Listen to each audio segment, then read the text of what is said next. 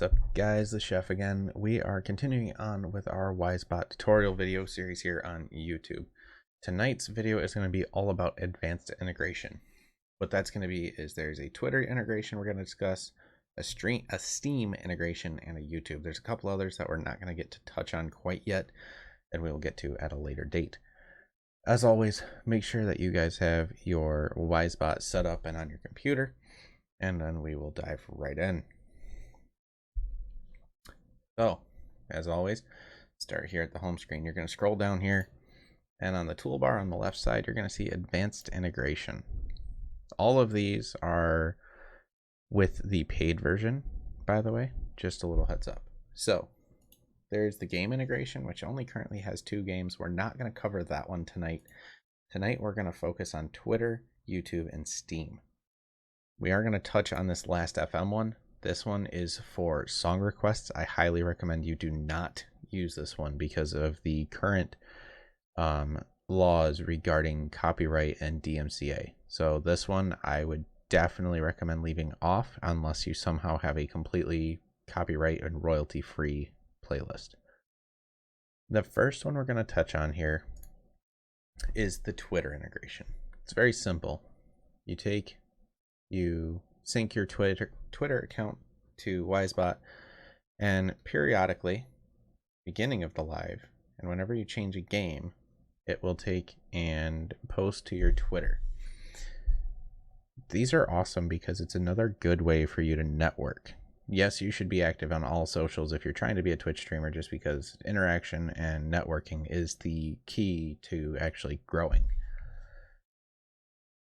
What this will do is at the beginning of your live stream, it'll post what you're on, that you're now live, and it'll send it straight out to your Twitter.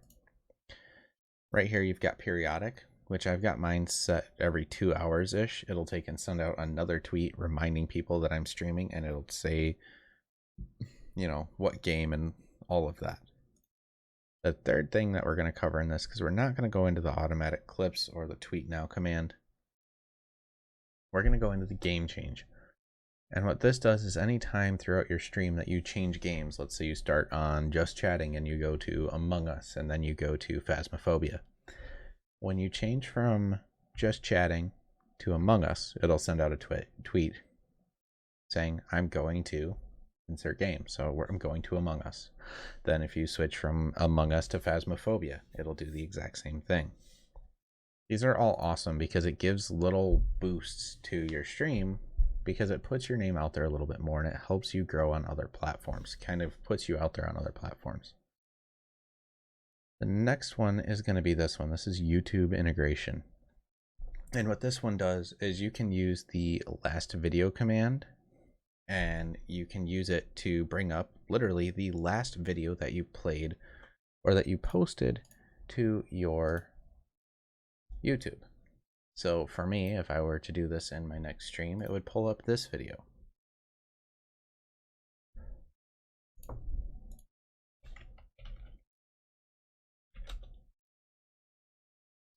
So I just did it over here in my chat just to take and double check that it's set up.